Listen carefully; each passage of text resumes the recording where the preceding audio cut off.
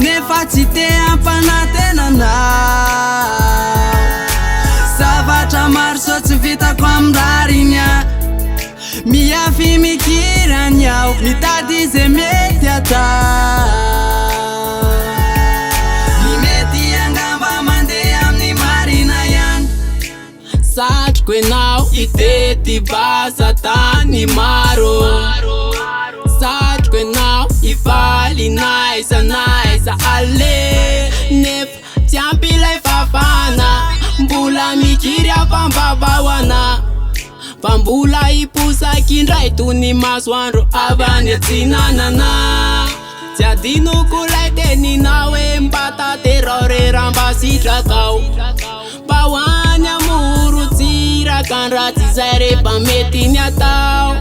Tsy tiako mpanofy, enonge tsy tiako mpanofa, amirifiriny atsika avy anao no atsoko hoe malala rakofia. Tokana mitoetra fahasamanay, tsy anakalanao novina satry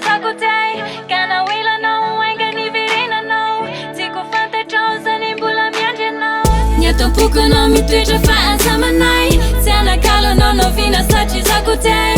Kana wilanao ainga ny verenanao, tiako fantatrao zany mbola miandry anao. Te ampifaly anao, nefa tsy te ampanantenanao. Zavatra maro so tsy vitako amrariny a, miafy mikirany aho, mitady ze mety atao.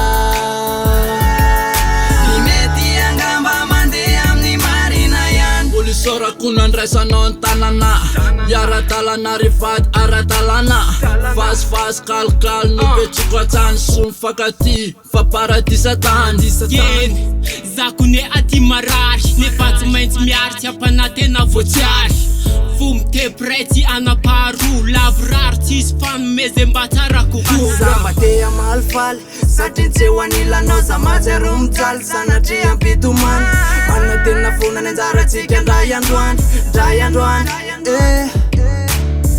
Lavitry ny maso fakaiky ny fo, sapana tampoka le lalatsika roa. Ekena ny saky fa lavo ny fo, tsy anilanao, tsy anilanao, tsy anilanao za mitolo. Te ampifaly anao, nefa tsy te ampanantenanao. Zavatra maro so tsy vitako amrariny a, miafy mikirany aho, mitady ze mety atao. Ny mety angamba mandeha amin'ny marina ihany. Te ampifaly anao, nefa tsy te ampanantenanao.